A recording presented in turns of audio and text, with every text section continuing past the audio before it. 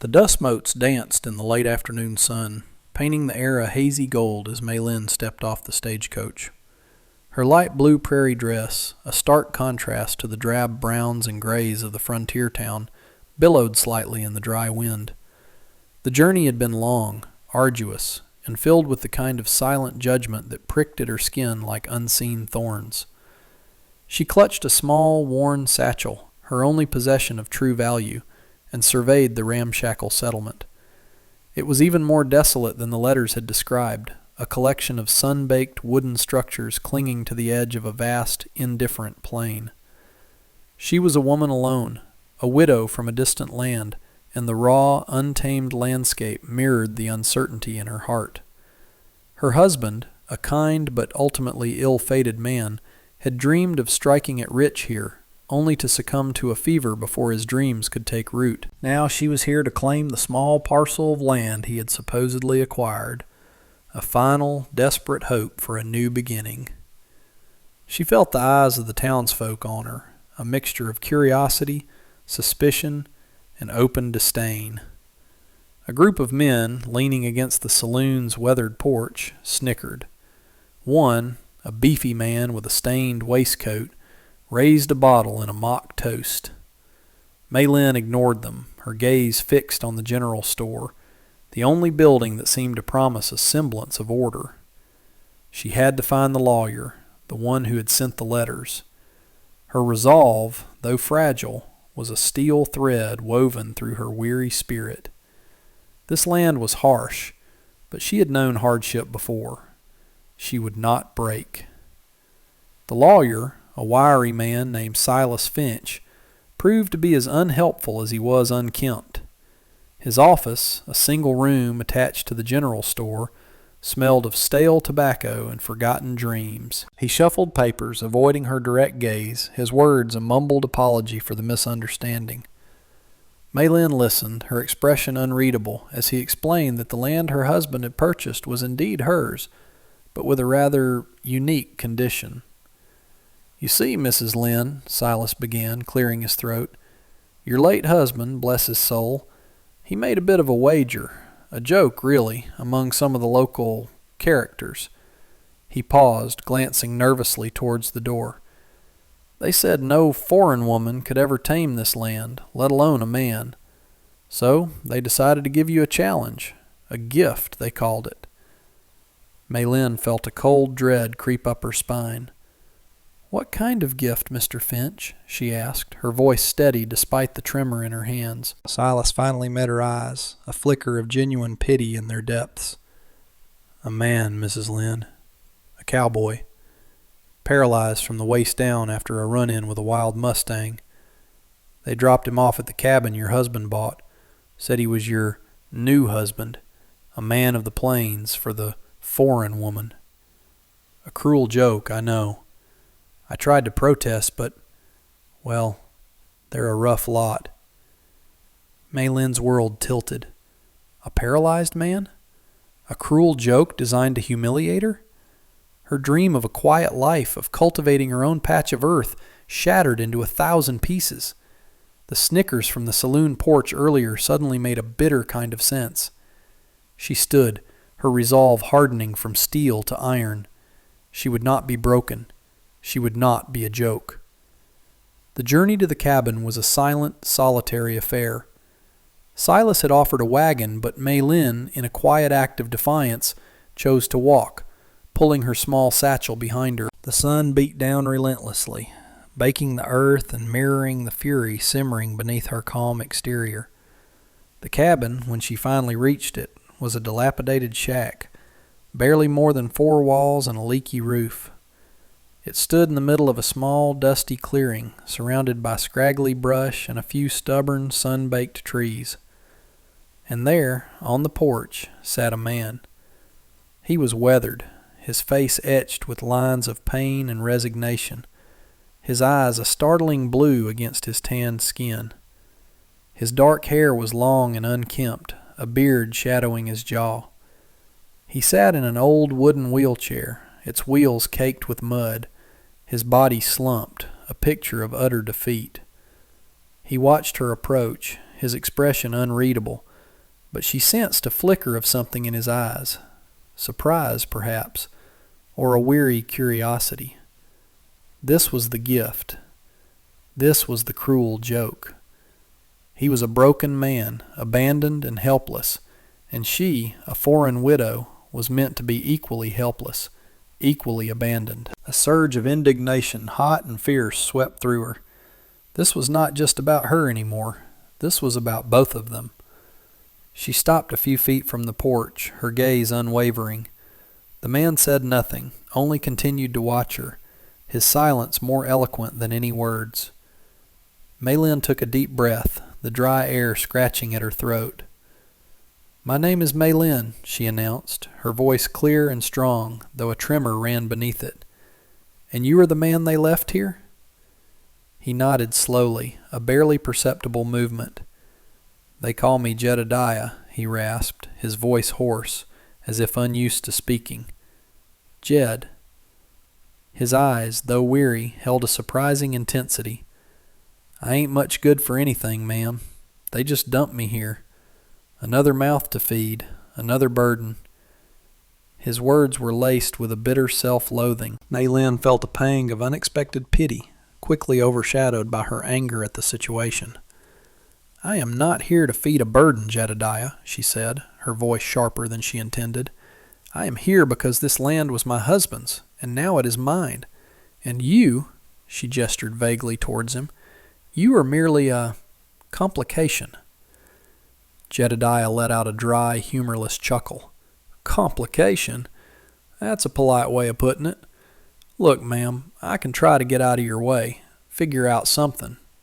He gestured vaguely towards the vast plains, an impossible journey for a man in his condition. Maylin scoffed, a rare display of exasperation.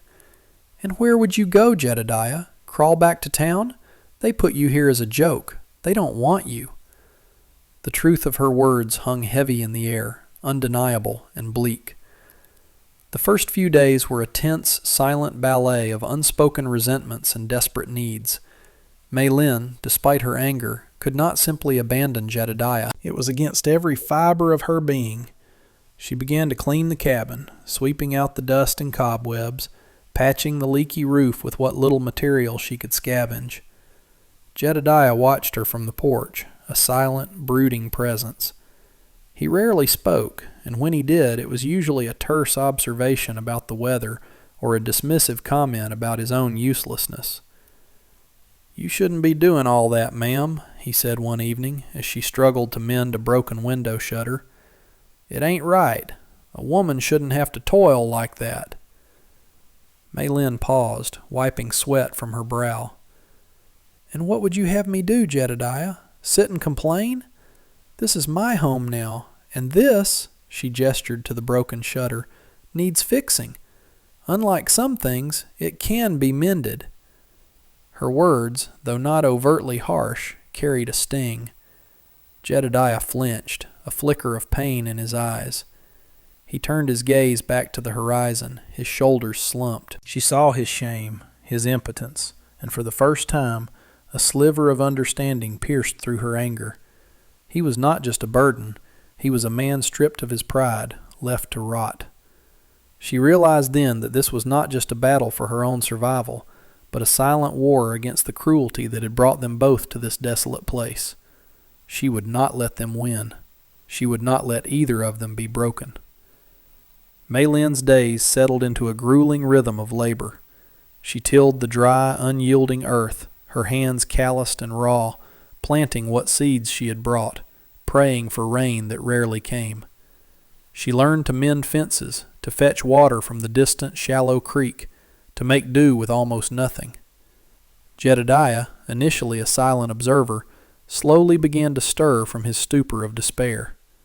He would watch her from the porch, his eyes following her every movement, a strange mixture of admiration and frustration on his face. One afternoon, as she struggled to move a heavy log for a new fence post, he spoke, his voice less raspy now.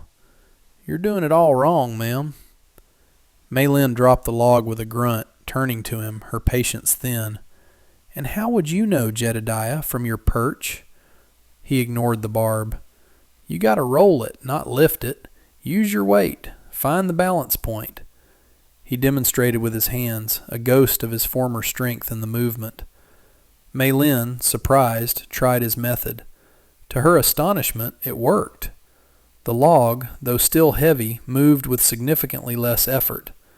A grudging respect began to form between them, a silent acknowledgment of shared hardship and disparate knowledge. He couldn't move, but he could see, he could think. He had the wisdom of the plains embedded in his bones. She, in turn, possessed an indomitable spirit and a quiet determination that Jedediah had rarely witnessed. Their reliance on each other, born out of necessity, started to chip away at the walls they had both erected. As summer wore on, the cabin, under Mei Lin's relentless efforts, slowly transformed. What was once a derelict shack became a humble home. The garden, against all odds, began to sprout fragile greens. Jedediah, though confined to his wheelchair, found ways to contribute. He became her eyes and ears, spotting distant dust clouds that might signal trouble, identifying edible plants from poisonous ones, and sharing his vast knowledge of the land's capricious moods. "Storm's coming," he'd say, his gaze fixed on a sky that, to Mei Lin, still seemed clear. And inevitably, a fierce, short-lived tempest would sweep across the plains. One evening, as the sun bled across the horizon, painting the sky in fiery hues, Mei Lin sat on the porch, exhausted. Jedediah was next to her, his gaze distant. "You're a strong woman, Mei Lin," he said, his voice soft, almost a whisper. "Stronger than any man I've known." Mei Lin looked at him, surprised by the genuine compliment. "And you, Jedediah," she replied, a faint smile touching her lips. "You were a good man, despite what they tried to make you believe." He turned his head and their eyes met, a silent understanding passing between them. The initial bitterness had faded, replaced by a quiet companionship, a shared resilience against the indifferent world. They were two broken pieces, slowly, tentatively, fitting together. Their fragile peace was shattered one scorching afternoon by the thunder of hooves. A small group of riders, the same men from the saloon, rode into their clearing, dust billowing behind them. The beefy man Thorne dismounted, a sneer on his face. "Well, well, look what we have here," he drawled, surveying the improved cabin and burgeoning garden with a malicious glint in his eye. "The little China doll actually made something of this dump, and still got her crippled husband." He chuckled, and his companions joined in, their laughter harsh and derisive. Mei Lin stepped forward, placing herself protectively in front of Jedediah. "What do you want, Thorne?" she asked, her voice steady, though her heart hammered against her ribs. "Just checking in on our little joke, ma'am," Thorne said, taking a step closer. "Figured you'd have run off by now, or the cripple would have wasted away." He eyed Jedediah with contempt. Jedediah, though pale, met Thorne's gaze with unwavering defiance. "We're not going anywhere, Thorne," he said, his voice surprisingly firm. Thorne's smile vanished. "Oh, you are, Jedediah. We've come to collect what's ours. Your claim to this land, Mei Lin. You see, your husband, he owed us, and now you do too. We're taking this place." His words hung in the air, a chilling threat. Mei Lin felt a surge of cold fury. This was more than just a joke. It was outright theft. "This land is mine," she declared, her voice rising. "My husband paid for it." Thorne merely laughed. "Show me the papers, little lady. And even if you got 'em, who's going to stop us? You? A cripple?" He took another step, his hand going to the pistol holstered at his hip. The situation was desperate. Jedediah, though unable to stand, had been observing the men, his mind racing. "Thorne," he called out, his voice cutting through the tension. "You're a fool. This land ain't worth a damn to you. It's cursed. Always has been. That's why no one else wanted it." Thorne paused, a flicker of uncertainty in his eyes. Superstition ran deep in the frontier. Cursed, he scoffed, though his bravado wavered slightly. What are you jabbering about, cripple? The spring, Jedediah continued, gesturing vaguely towards the back of the cabin. It runs dry every year, just when the crops need it most. And the soil, it's poison. Nothing grows here but weeds and sorrow. That's why your joke was so funny, wasn't it? You knew this place was worthless. You just wanted to watch us fail. His words, delivered with conviction, planted seeds of doubt in Thorne's mind. The men exchanged uneasy glances. The truth was, this parcel of land had indeed been considered undesirable for years. Thorne, though momentarily rattled, quickly regained his composure. That's just talk, Jedediah. We'll take our chances. He took another step towards May Lynn. But before he could reach her, Jedediah, with a sudden, unexpected burst of strength, grabbed a nearby shovel that May Lynn had left propped against the porch. With a desperate heave, he swung it, not at Thorne, but at the rickety porch railing. The rotten wood splintered and cracked with a loud report, sending a shower of splinters and dust flying. The sudden noise and the unexpected action startled Thorne and his men, making them jump back, their hands instinctively going for their weapons. "Get out!" Jedediah roared, his voice filled with a raw, primal defiance that May Lynn had never heard. "This is our home. You want to take it, you'll have to go through us." May Lynn, seizing the moment of their hesitation, grabbed a heavy iron skillet from the outdoor cooking fire and stood her ground, her eyes blazing. "Leave us be!" she cried, her voice ringing with unexpected power. The men, surprised by their combined ferocity and Jedediah's sudden, dangerous display, exchanged nervous glances. They hadn't expected such resistance from a cripple and a foreign woman. This wasn't the easy intimidation they had planned. Thorne, seeing the determination in their eyes and the potential for a messy, unprofitable fight, cursed under his breath. "This ain't over," he snarled, but the threat lacked its earlier conviction. He turned, signaling to his men, and with a final hateful glare they rode off, leaving a cloud of dust and a lingering sense of victory in their wake. May Lynn stood, skillet still in hand, her chest heaving. Jedediah slumped back in his chair, exhausted but triumphant, the broken shovel clutched loosely in his hand. The silence that followed was profound, broken only by their ragged breaths. She looked at him, her heart swelling with a mixture of fear, relief, and a profound respect. "Jedediah," she whispered, her voice thick with emotion. He looked up at her, a faint, weary smile touching his lips. "We did it, May Lynn." In that moment, the last vestiges of the cruel joke dissolved. They were no longer a foreign widow and a paralyzed cowboy. They were two people who had found strength in each other, who had faced down cruelty and chosen to fight. The sun began to set, painting the sky in a triumphant blaze of orange and purple. The plains, once a symbol of their abandonment, now seemed to stretch out before them, a vast expanse of hard-won freedom. They had not just survived, they had defied, they had fought, and in doing so, they had begun to build something new. A home, a partnership, a future forged in resilience and shared hope. The next day, under Jedediah's patient guidance and May Lynn's tireless hands, they began to dig a deeper well, to truly make the land their own, proving to themselves, and to anyone who dared to doubt, that even the most broken things could be made whole again, and even the cruelest jokes could be turned into a testament of unyielding spirit.